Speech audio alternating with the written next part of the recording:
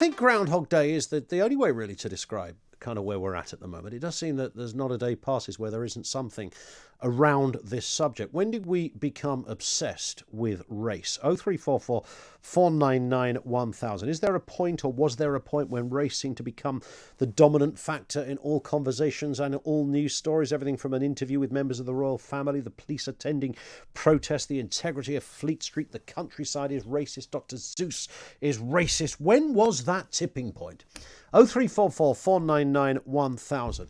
When I grew up, I remember in the kind of 70s and 80s, mainly in the 80s, there was a whole load of question marks around race. Organisations like the National Front were around. I think I've told this story before, but as a kid, there was one Sunday afternoon on our estate. There was like most estates, a community centre in the middle, row of shops opposite, greengrocers, laundrette, newsagent, that kind of thing, the co-op.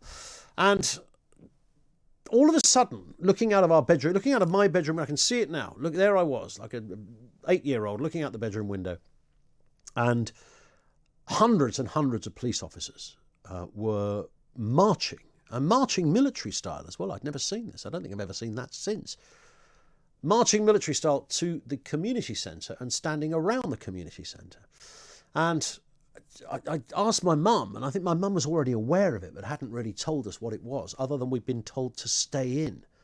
Everybody had been told to stay in, and the reason we'd been told to stay in was because the National Front were having a meeting in the community centre. And I don't know how or why they picked this particular community centre or neck of the woods. I've no idea. I never did find out.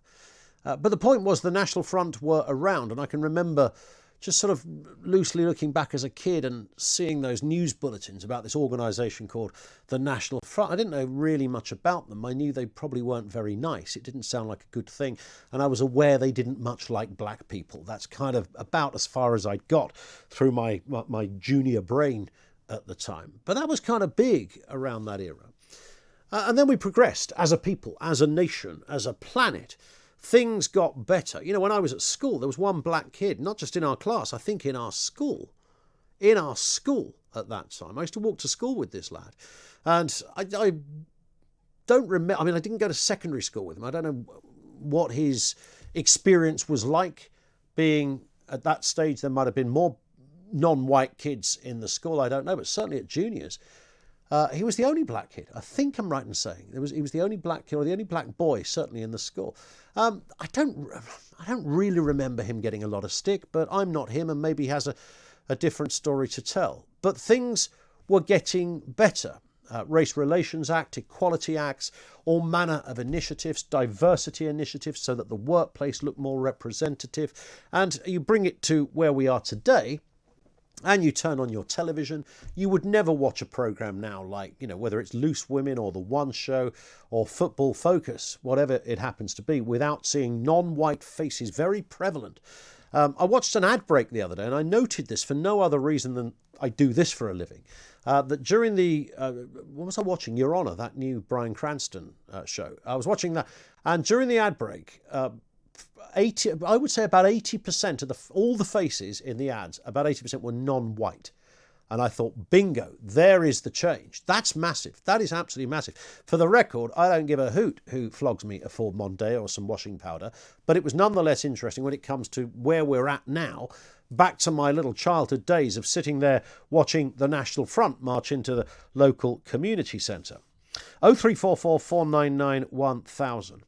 But you wouldn't think, despite that, despite more non-white faces in so many more roles and areas of politics, some of our most senior politicians are black or non-white in this country. We've had a black president for a decade over there in the States, in high-profile businesses, from the head honcho of John Lewis to the person you might see sitting as a judge these days. We see black faces where we never previously saw black faces. The leaps and bounds are absolutely vast. And if you thought it wasn't happening, then look at your workplace and you'll discover there is either a diversity department or as a focus from HR in that area. It's the same round here as well.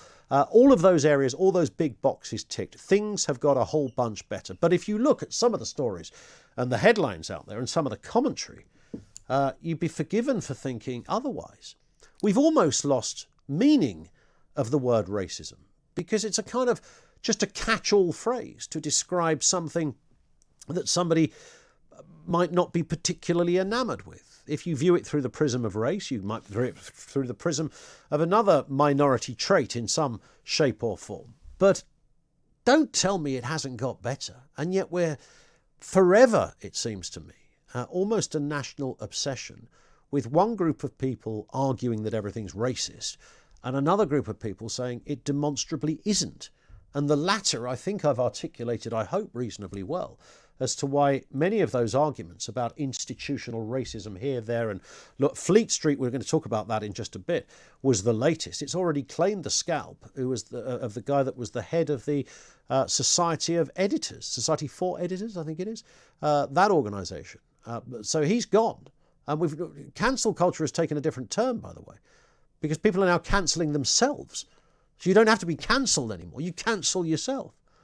Did you see that? The guy, who was the guy the other week who cancelled himself? There was a boss, wasn't there? A PR boss who had to cancel himself because he put something in a job ad and nobody likes it very much. So he sacked himself from the job. And then the Society for Editors, he's had to walk the plank as well because he had the audacity to go on TV and to say that he didn't feel that newspapers were racist.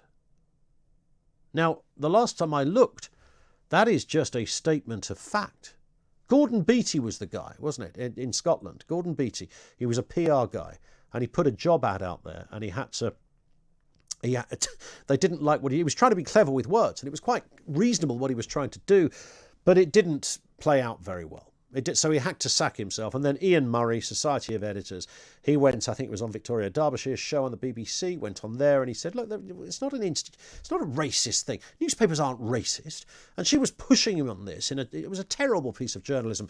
I expect more from her. I know what she was trying to do, but it seemed they were trying to wiggle out the tweet rather than the actual truth of the story. Because you might find in all the, the billions and billions of column inches that have been written over the last 100 years, you may find somewhere, if you look, some stories that you would characterise as not being of your liking. You might find some stories that you think are hyperbolic. You might find them to be inflammatory. You might find them to be inaccurate. You might find them to be racist. You might find that. But as a whole, what's with the catch-all thing? What's with that industry is racist? Get in the bin. How does this even work? 0344 499 1000. So who are the racists within it? Are they walking around wearing white hoods? How does this racism manifest? Is it the editors themselves? Is it all the journalists? Are they all hired from the clan school of journalism? Scribes with an iffy background. Is that what we're doing here? This is a nonsense. It's an absolute nonsense. It's also a palpable lie that has been perpetrated, that we have. In this case, it's been the police in the past, institutionally racist. Society of Editors, newspapers. He claimed newspapers are not racist. So 200 non-white journalists then start signing, I think, a petition or a letter saying, this is outrageous what he's just said. He didn't deny that there might be pockets of areas that are unsavoury. He didn't even deny that you might find a headline that you could prove beyond doubt was either racist or had racist components to it, or certainly a nod and a wink to racism. He didn't dispute that. He was simply defending his industry. And the last time I looked, I thought diversity was about diversity of opinion, as well as visual diversity in gender, race, religion, or otherwise. That's what I thought it stood for. It stood for everything, right? But apparently not if you want to defend your... What did they think the Society of Editors head was going to say? Oh yeah, it's like a clan meeting around our place. Really? I don't think so somehow. I don't think so. So we have this curious position where he had to resign because a load of people wrote a letter disagreeing with him, even though he was quite clearly by any measure telling the truth. And that doesn't, I have to even caveat this myself, it doesn't mean that there aren't headlines that you could pick out and say, do you know what, that wasn't your best day on Fleet Street, mate. That headline was not a good look. That headline has got a little bit of a whiff of something unsavoury. That headline could even be proven to be a bit racist, mate. That's a whole different analysis from saying an entire industry is racist. I mean, the chasm between those two statements is so vast, you could fit a solar system in it. And then, of course, we have the royal family now, all because an actress and her husband, a former prince, he's not a prince anymore. Is he a prince? No, he's not a prince. Is he? I don't know. Is he? I don't care what he is, frankly. I know that they've caused a whole heap of trouble, loads of it as well, by giving an interview. And that turned out that he accused his own family of being racist.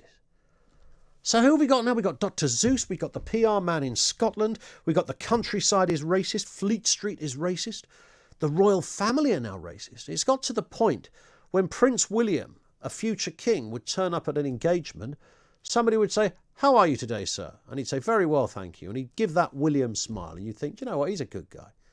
It's a very different picture now. Have a listen to this. So now, this conversation is going to follow the royal family around for the next 10 years. Sir, have you spoken to your brother since the interview? No, I haven't spoken yet, but I will do. And can you just let me know, is the royal family a racist family, sir? Yeah, we're very much not a racist family.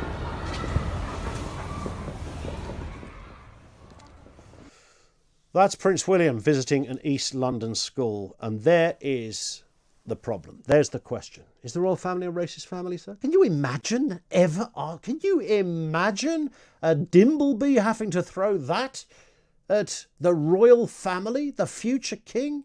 Are you a racist family, sir? Not so many years back, you'd have had your head cut off for the question, right? And there it is. No, we're not a racist family. He's got to answer this because it's been thrown out there by Harry and Meghan. Absolutely no evidence. A completely baseless claim. 0344 499 1000. When did we become obsessed with race? I don't want it to be a battle. It shouldn't be a battle. But we should be standing up against what seems to be just an absolute ludicrous obsession that we have. That I sense, and this is the real problem, is doing far more damage than it's purporting to do. It sets out, supposedly, to do something good, and it isn't by any measure. Is there a tipping point? Was there a tipping point when we became, I think that to use the term, and I thought long and hard about this, when did we become obsessed with race? Because I just sense growing up that was never, we were never in that place. Once we should rightly have been in that place, because there was an awful lot of things needed to be addressed. And then that began to get addressed. And as it's getting addressed and getting better, something has happened. I don't think this is just the George Floyd moment. I don't know. Maybe it is. Maybe it is. Something seems to have happened that has gone, wham, you're going back 20 years, son. And back we've gone. Nicholas says, I just wish we could stop talking about racism as if it's the norm rather than the exception. Of course, there are people who still need to learn some very hard and important lessons. But to suggest society as a whole is racist is both hugely inaccurate and offensive to almost everyone in the story. We're responding to a whole bunch of things here. The executive editor of the Society of executive director of the Society of Editors had to resign after the body came under fire for comments about the Duke and Duchess's accusations of racism. This is Ian Murray, said he'd step down from his role so the organisation can rebuild its reputation. How does this happen? The Society issued a strongly worded statement following Harry and Meghan's interview with Oprah, in which it said it was not acceptable for the couple to make claims of racism in the press without supporting evidence. Murray's resignation came as Piers Morgan has defended his criticism of the Duchess of Sussex, which saw his permanent exit from GMB after 6 years. Maurice McLeod is CEO of Race on the Agenda. That's a social policy think tank focusing on issues that affect the BAME community. Also a former national newspaper journalist too. Maurice, afternoon to you, sir. Always good to have you on. Fleet Street is racist. That's a big statement. True or false? So the short answer is true, but I know you're going to push back. So I always say, what are you defining as racism? Because I think that's often a stumbling block. I agree. We're in agreement straight away then, because that's exactly what I thought when I heard various voices come out yesterday and attack Ian Murray, a man who I wasn't familiar with at all. And in fact, despite doing this for a living, I wasn't even that familiar with the Society of Editors, to be honest. But I understand they're a body that you're perhaps more familiar with, that have hundreds of elements and members of it. So when people were suggesting that he shouldn't have made comments that he made saying that Fleet Street wasn't racist, I would take from that people were arguing, well, it demonstrably is racist. Yeah, I mean, why I said it depends on your definition. Almost by whatever definition you're going to use for racism, it's very hard to argue that Fleet Street isn't racist, whether you talk about its makeup, whether you talk about its output. And I don't just mean the odd story that's offensive. I mean the general output of Fleet Street. I wonder whether this is just, through the eyes of a white guy, through the eyes of a black guy. Is there just a different emphasis or application of this word racism? Because if you said to me there are some parts of what we see in newspapers that you could construe as being certainly at best on the edge and sometimes racist, I'd be standing by you every day of the week. But that's a very different statement from saying that the whole thing as an entirety is racist, right? Yeah, so that's why I think it does come down to definitions. Because if you're saying articles that are specifically attacking of a particular group and use bad imagery or use pictures of monkeys or whatever, yeah, of course that's a rarity and it sometimes happens and the press gets pulled up for it when it does. I'm talking about the general. If you report on 100 cases of black people and 95 of them are something to do with crime, what you're doing is racist. You might not be a racist yourself. It might be a black journalist writing, whoever it does. But what you're doing, the result of what you're doing, is to encourage the idea that black people and crime are linked. So it's things like that are much harder to prove on an individual. That's why it always comes down to, show me the evidence. Because it's important, though, isn't it, to look for it? Because they're big accusations. It's the kind of catch-all phrase, racist, which, I always put the caveat in, Maurice, as you know, that, I can't walk in your shoes, but I can give it a good go intellectually of trying to understand something. And when you've just talked about how crime is reported, but if you're reporting knife crime at the moment, then there would be clearly a greater chance that you would have more black names in there or cases of black kids than you would have white on that particular crime. If you're reporting on knife crime in London or areas where there are large minority communities, if you're reporting on knife crime in Glasgow or some other area that maybe has a smaller minority community, then you'd be reporting on white people doing it. So there is still a choice, and let's not. There's this idea that journalism can be sort of objective. That doesn't exist. We all bring our experiences to the job. We all, I agree with that. But how would that? Are we talking about all? You've worked on Fleet Street. You know how it works. I don't know what your experience was like there, but are we suggesting that editors are secret racists, or that journalists are all part of a shady cartel of clan members that secretly hate brown and black people? Is it that? Because that would be weird, right?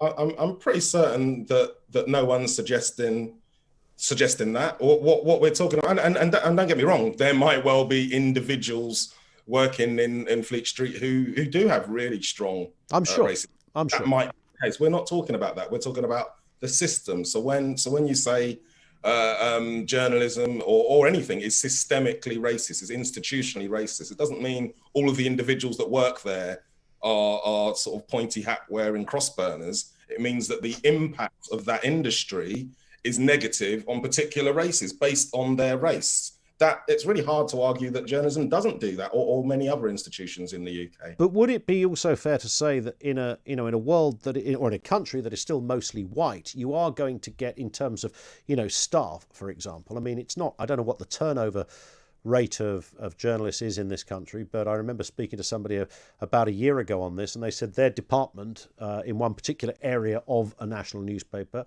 has had the same staff for 10 years. So they're all white people, because that's how it's been. And if nobody's leaving, no one's replacing them. So it's not that much of a surprise you might have a disproportionate amount of white people in an institution like Fleet Street, right?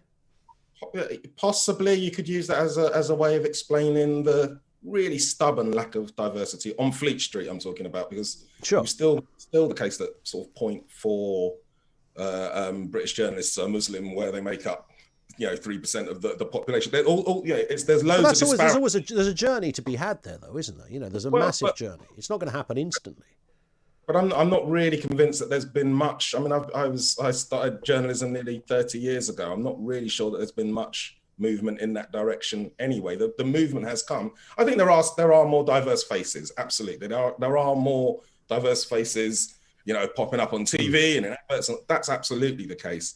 Has the actual tone of the coverage changed a hell of a lot? I'm not sure. There's been improvements, but what do you pick up, Maurice, from a newspaper? I mean, you mentioned something about crime there, but look, normally when I look at even the Daily Mail, I know sometimes the Mail and Express, and there's this fun game you can have on Twitter, and that's to take a collection of their front pages over the last 5,000 years and put 50 of them together and go, look, they talked about immigrants, which doesn't in itself prove racism. There might be some